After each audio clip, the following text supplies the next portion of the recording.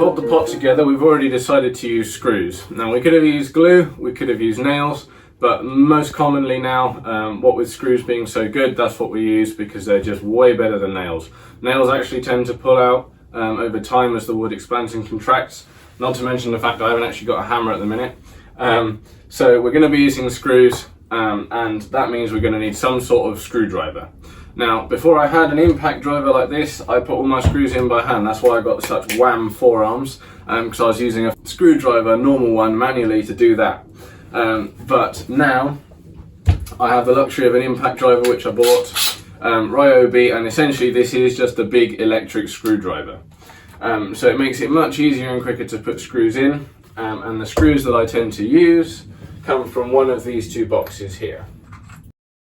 We also need to consider which screws are going to be appropriate in terms of both length, width, and the sort of head that they have.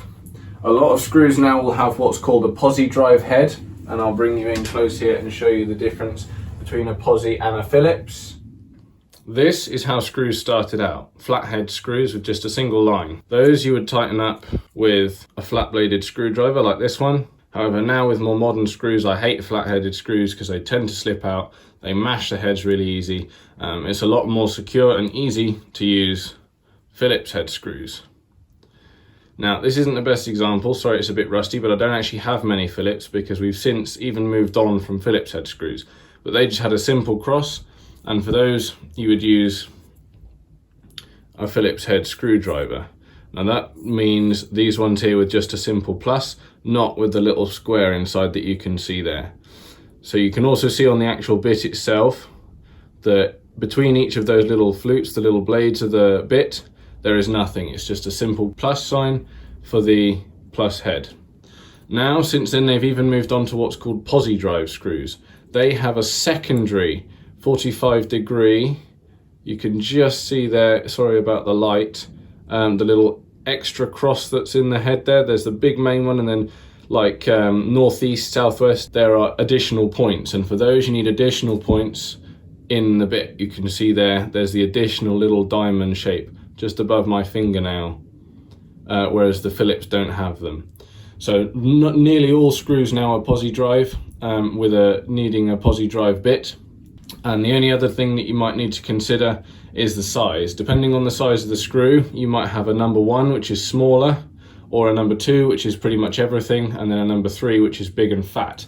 I've actually lost my number 3 posi, but there's a number 1, focus, number 1 Phillips, number 2 and number 3. You can see how the head gets tiny little square, more medium, and then big. And then there's a tiny little posi and a medium-sized posi. So the number 2 posi is what we use all the time. And again, that corresponds to the size of screw. But even nowadays, what they've started to do is put a head on each screw that will be a number 2 posi, no matter how big or small the screw is. Both of these heads here will fit onto a number 2 posi drive bit.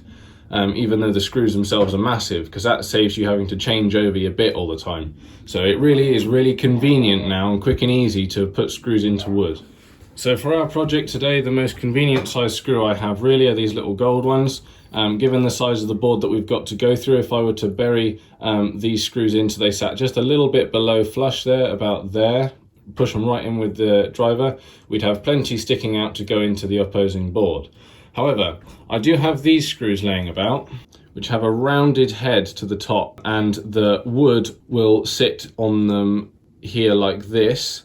So they will sit proud, but they're designed to do that. They just have a certain special application. And instead of having curvy shoulders here to the screw, which help to pull the screw down and sit it perfectly flush with the surface of the wood like this, no, come on, like this, sorry.